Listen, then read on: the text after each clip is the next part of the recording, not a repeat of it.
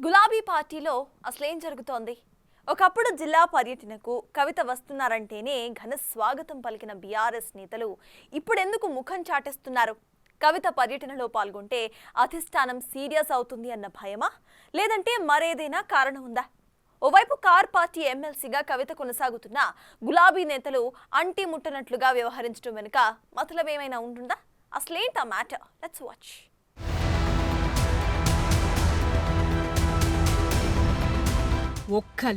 ఒకే ఒక్క లేఖతో బీఆర్ఎస్ లో పరిస్థితంతా మారిపోయిందిట. అప్పటి నుంచి మొదలైన కాక రోజు రోజుకు పెరిగి పెద్దదవుతూ అనేక పరిణామాలకు దారితీస్తోందట. అసలు లేఖేంటి, బీఆర్ఎస్ లో అది పుట్టిస్తోన్న కాకేంటన్నది చూసే ముందు ప్రస్తుతం గులాబీ పార్టీలో నెలకొన్న పరిస్థితిని ఓసారి గమనిస్తే ఎమ్మెల్సీ కవిత విషయంలో బీఆర్ఎస్ నేతల్లో హైడ్రామా నెలకొందట. ఇంకా చెప్పాలంటే అధినేత కేసీఆర్ గారాల పట్టి అయిన కవిత పర్యటనల్లో పాల్గొంటే పరిస్థితి ఎటుపోయి ఎటు వస్తుందోనన్న భయం నెలకొందట.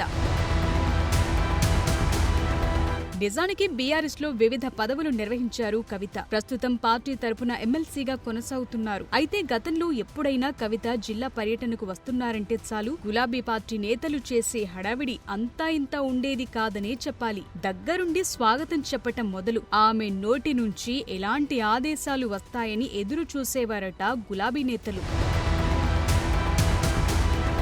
ఎంతో మంది కార్ పార్టీ నేతలు కవిత చుట్టూ చక్కర్లు కొడుతుండేవారు. ఆమె దృష్టిలో పడేందుకు ప్రయత్నించేవాళ్లు. ఇంకా చెప్పాలంటే కవిత ఒక్క మాట చెప్పారంటే చాలు అధినేత కేసీఆర్ వద్ద అభయం లభించినట్లేనన్న టాక్ సైతం గతంలో వినిపించింది. ఆ క్రమంలోనే పలువురు పెద్ద నేతలు పదవులు పొందారు. ఇక చోటామోటా పదవులైతే లెక్కే లేదు.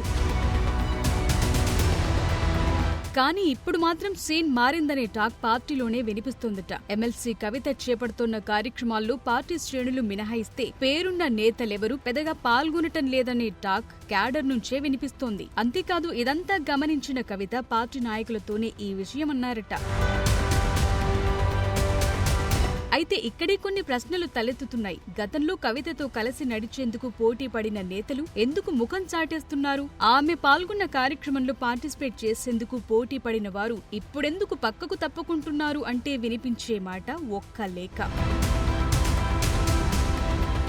ఢిల్లీ మద్యం కుంభకోణంలో జైలుకు వెళ్లటం, అనంతర పరిణామాలపై పార్టీ అధినేత కేసీఆర్ కు కొన్ని రోజుల క్రితం ఓ లేఖ రాశారు కవిత. అయితే ఆ లేఖ లీక్ కావటం బీఆర్ఎస్ లో ప్రకంపనలు పుట్టించింది. పార్టీలో ప్రస్తుతం నెలకొన్న పరిస్థితులు, తనకు ఎదురైన అనుభవాలు, ఇలా పలు అంశాలపై తండ్రి అభిప్రాయాన్ని తన తండ్రి పార్టీ అధినేత కేసీఆర్ కు లెటర్ రూపంలో రాశారు ఎమ్మెల్సీ కవిత. అలాంటి లెటర్ ఎలా లీక్ అయిందన్నది ఆమె ప్రధాన ప్రశ్న. దీనిపైనే అమెరికా నుంచి వచ్చిన తరువాత ప్రశ్నాస్త్రాలు సంధించారామె. తనలాంటి వ్యక్తి రాసిన లెటరే లీక్ అయితే ఇక మిగిలిన నేతలు, కార్యకర్తల పరిస్థితేంటని ఆవేదన వ్యక్తం చేశారామె.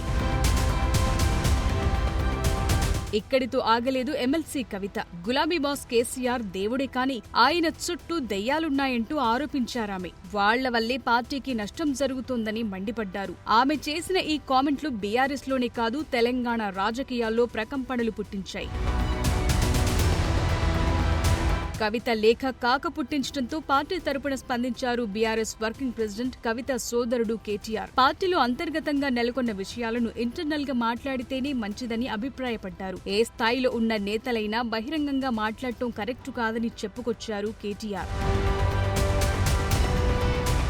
కవిత కామెంట్లకు కేటీఆర్ కౌంటర్ సంగతి ఎలా ఉన్నా ఒక విషయంపై మాత్రం విస్తృతంగా చర్చ జరిగింది. అదే ఎమ్మెల్సీ కవిత ఆరోపించినట్లుగా కేసీఆర్ దేవుడైతే మరి దెయ్యాలెవరు అన్నది తెలంగాణ పాలిటిక్స్ లో చర్చనీయాంశంగా మారింది. దీనిపై ప్రత్యర్థి పార్టీల నేతలు విమర్శల బాణాలు ఎక్కుపెట్టడంతో బీఆర్ఎస్ ఇంటర్నల్ పాలిటిక్స్ కాస్త రాష్ట్ర పాలిటిక్స్ గా మారిన పరిస్థితి నెలకొంది.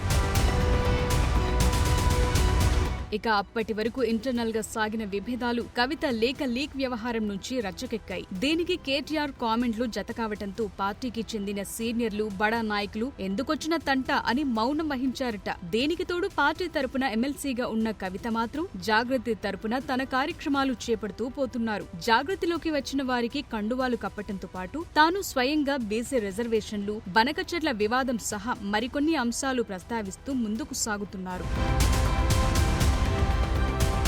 ఓవైపు కేటీఆర్, హరీష్ రావు సహా ఇతర నేతలు అన్నట్లుగా ఉంటే మరోవైపు ఎమ్మెల్సీ కవిత ఒక్కరే కనిపిస్తున్నారు. దీంతో ఎటువైపు ఉండాలో తేల్చుకోలేకపోతున్నారట గులాబీ సీనియర్ నేతలు. దీంతో ఇప్పటికైనా పరిస్థితిలో మార్పు వస్తుందా లేదంటే ఇంకా తమకు ఇబ్బందులు తప్పవా అని లోలోన గుబులు చెందుతున్నారట.